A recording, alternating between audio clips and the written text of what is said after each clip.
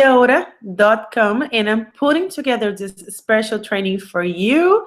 You have requested me to give you some tips of how I was able to make six figures income from home during my first 6 months with my home-based business. And I'm talking here about home-based business because it doesn't matter what type of business you're doing. It really matters the fact that you are treating this business as a professional. So you are a professional entrepreneur.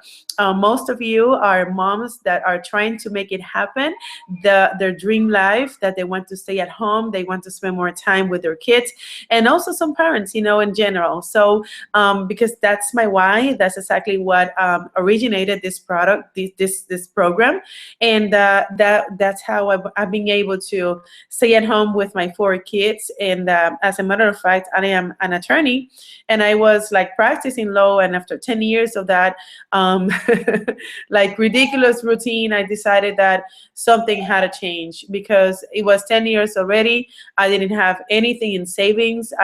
All I had was debts and a very, very stressful lifestyle. So I realized that something got to change, and the economy actually made sure that I change it, because I was doing real estate law, and I was really, really struggling because my business after 2008 and 9 really start to struggle. So that's exactly what was my why. So I really invite you that if you don't have a why, and if you don't have defined the purpose of your business, you really have to sit down and really define what's your why, and why exactly you are trying to make this business to work in your favor. Because one of the reasons why I've been able to bring about 160 people new in my opportunity is exactly because the people that have joined to me, they have joined me because of my why. They have joined me because of my story, and my opportunity relies in the fact that they trust that I am going to provide help for them, and that I'm going to create a strategy that is going to work for them. So that will be the first tip that I'm going to share with you tonight, because you really need to get your why and your purpose and your story like out there. So let me just share my screen quickly. So I have a presentation for you. By the way, if you hear my accent, I am from Puerto Rico, and my my language primarily is in Spanish. So I'm doing this presentation because no matter what, I really need to communicate with you my tips, and I really need to help you no matter what's my language, and that's not going to be a barrier, right? So let's just share with you these tips that I am going to like teach you step by step, and hopefully you can take your notes, and at the end you can make any questions. And obviously most of you will be watching this presentation in the recorded version, so just shoot me any questions that you have. So I have called this training how to master the process of bringing new people in your organization. Okay, so the bottom line of this is that you want to bring people that you want to connect with them, and people that you genuinely have interested in help them. Okay, so we're going to be talking about the first step. The first step is exposure. Any business, it doesn't matter what business you do, it doesn't matter what activity you do, even if you're single and you want to expose yourself to find your soulmate, you need to expose yourself. So exposure is the first step to bring anyone into your organization. Okay, so let's talk about building relationships, smile, posture, nonverbal communication, and branding. All this means is that, for example, when you are exposing someone, like, you're not going to be talking about your business right away. You want to first build a relationship. You might want to consider smiling at all times, because it helps you creating a connection, creating that click, and be open to receive a communication from the other party. And that's really very, very effective if you are in a place and you don't know anybody. Think about that, how you can start a conversation at all times. Oh, it all will start with a smile. It all can start with you making questions, but remember that the posture is very, very important. When you're doing that exposure, posture is everything. So consider also the fact that like you are going to be aware of what others are doing, and you might be able to even like get related to them in many ways. For example, you can do mimic what they do, you do it as well, or consider how loud they are or their tone of voice, and you might want to relate to them by doing what they do, and that creates instant connection. So exposure has the purpose of creating instant connection. Even with your nonverbal communication, you still can do an exposure. Think about this. If you're offering a product, a service, and you want to tell that person how successful you are, definitely, I mean, ironically enough, you're not going to send that message if you are not dressed appropriately. And I know that judging is not fair, but at the same time, that is how our society is, and you need to be aware of that. So the nonverbal communication includes your dress, like how are you dressed up? How are you presenting yourself? Are you branding yourself? Are you just talking about your product and your company, but you're forgetting about yourself? You need to brand yourself more so than you brand the company or the business that you are representing, okay? So this is the first step. So many people rush into the exposure, and that's exactly when things start to get rough for their business, because they really don't know how to expose. They really don't feel comfortable exposing. And what they do is that they might try to rush into presenting other parts of the business. So after you expose yourself, you are open to talk about that person and to talk with that person, I should say. So you do that initial contact in which you try to get as much information as you can, and you try to share your information as well. So you talk about your family, you talk about your occupation, your interests, your struggles, your goals. You want to approach people as they are your friends. For example, if I'm talking to you, I'm going to start talking about how the weather it is, how I'm being able to live here in Texas, and how I like it, and how is that in comparison to my place in Puerto Rico that I miss it so much, and I have 4 kids. So I'm going to start talking about my life. I'm going to be talking about like how much I really appreciate the fact that I am here meeting new people, and how much I like to make connections and to make new friends. So that person is going to be telling you exactly what you're just talking about yourself, right? So that initial contact, make sure that you make it is as like genuine as you can, okay? Because you don't want to sound like any salesperson that is just making questions and writing it down. No, you want to sound like normal. It's all natural. You're just connecting with people, right? So the next step will be doing the presentation. During the presentation, like for example, if the flow with one conversation with a stranger goes to the point that they ask you, so what do you do for a living? Stop and think and breathe before you answer that question, because now you're going through the presentation. Now you're going to be talking about what you really do, and you want them to say, oh wow, I really want to see to check more information about it. I think I need that. So on your presentation, if you are being asked what do, you can say, you know what, I'm a social media expert, and I help people building business and multiplying their income just from home or from their cell phones. Really?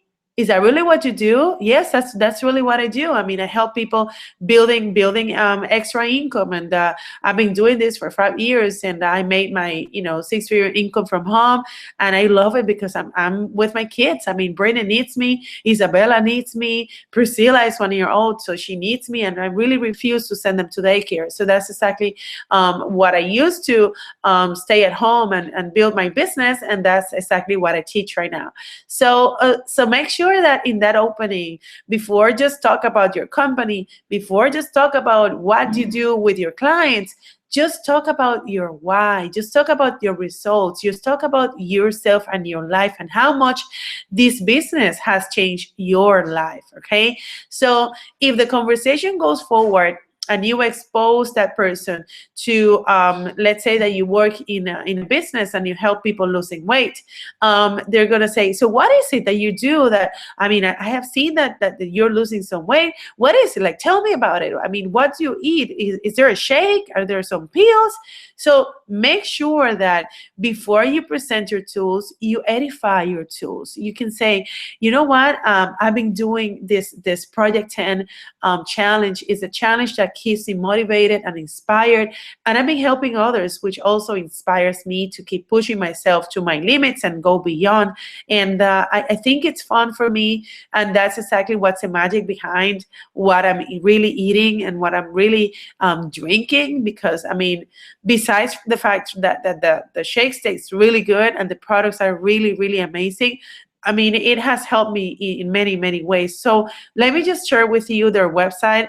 It's actually a very, very detailed website that has been winner of many awards for the specifically and the content and the stuff that you're going to be seeing in this website are just, you know, really, really, really awesome. So before I keep talking, I just rather send you to this website so you can see all this information, and you can like edify your tools. You can speak highly about your magazine, your website, the website that we have right now. It's the hub where you find all the stories of our business. So besides from saying which tool you're going to be referring them to watch, express your perceived value. So for example, if you're going to say, I'm going to be sending you to the website of the company. Actually, the company for me means everything. I mean, these are 3 co-founders that are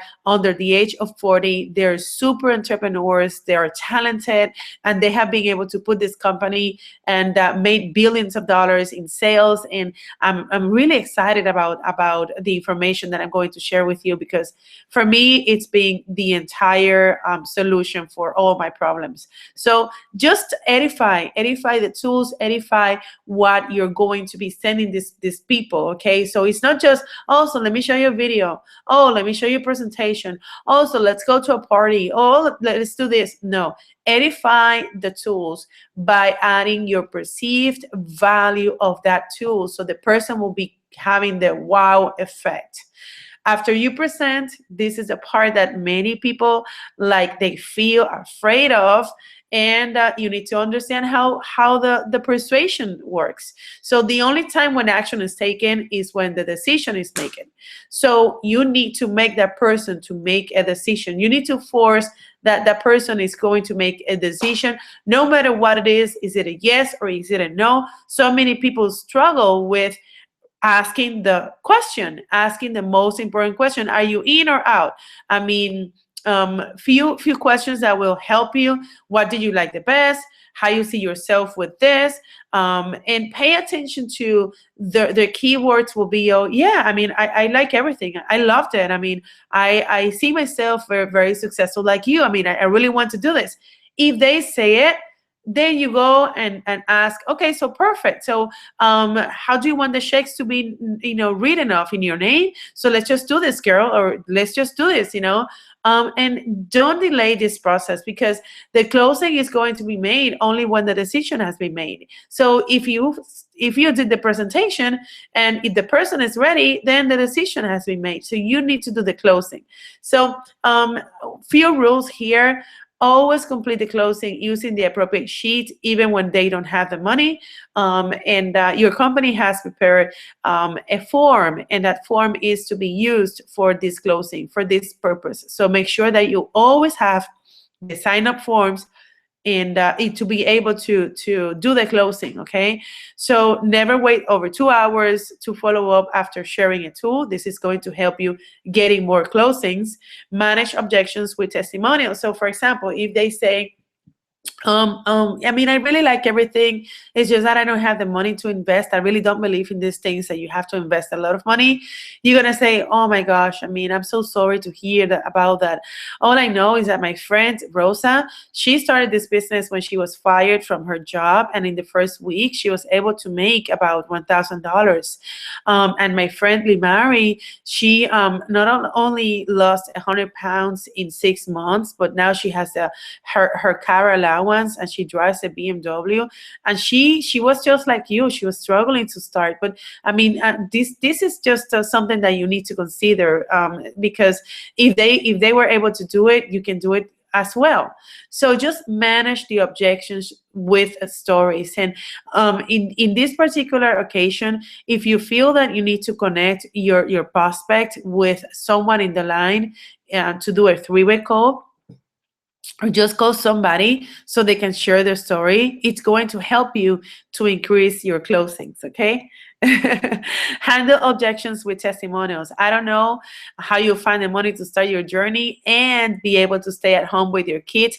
Here, when what I mean in this blank is that you need to describe their need. You need to describe their why. You need to describe what is it that made them to see this opportunity beforehand. So you need to discover that, and you're going to be able to use it in the process of handling the objections. The follow-up, if you did a presentation, the person made the decision, they still haven't joined because they're still finding the money, practice appreciation. Send them a thank you note card. You have all their information. Send them that. Even for them to consider being in your business, they deserve appreciation from you. So bring values to your new contacts. Use email, texting, phone calls, and bringing value. What it means is that you're not just sending them information about your promotions, but you want also to send information that they really care and they really will appreciate. Okay, so a follow-up means that you're just thinking about that person at all time. Mobilize is another step that is going to help you to bring more people to your organization. Mobilization is going to start happening when people are physically involved in your business, when people are physically talking to other people, when they're doing something that is popping up a question like, oh my gosh, what is it? So they're forcing a conversation. So what example is for what example I can use to teach you how to mobilize is that whenever you're doing a presentation, make sure that you provide goodie bags. So at the end, these people can be talking about your product. That's one case. Another case is like clothing, accessories. They help you to force a conversation. Recording a video, that's another thing, especially with social media. You record a video of that person that is considering your opportunity, and then you upload it into your Facebook or Instagram, and that's going to start mobilizing this person into their network. Another thing that will help you is when you upload a picture, you can tag them, and then that's going to happen is that that's going to force their contacts to watch this information. So pay attention to the response, how many people are liking it, how many people are commenting it.